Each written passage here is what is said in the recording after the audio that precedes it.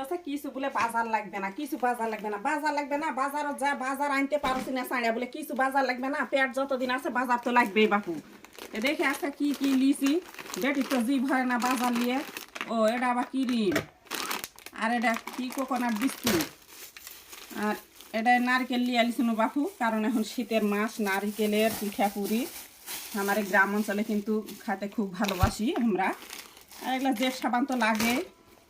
একটাই মানুষ কফি লিয়ে আলিছুনু। আরে কাঁচা হলুদও কিনে আলিছুনু বাপু, মানে শীতের মাসে না তকত মুখ তকত দিলে আবার না ত্বক ভালো থাকে, ঝকঝকে ফকফকে থাকে।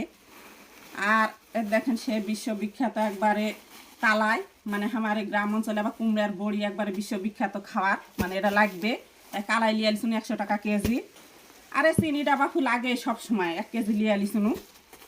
আর এই যে মধু লিয়ে আলিছুনু, শীতের মাস মধু খালে নাকি একবার উজ্জ্বল হয়ে ওঠে। আর এই কাঁচা মরিচ লাগবে। আর এগুলো কালার আটা বাপু, মানে চাল কালার রুটি আবার খাইতে ভালো লাগে। আর আমি একটাই মানুষ, বেটি তো খায় না, তাই গাজর লিয়ে আলিছুনু।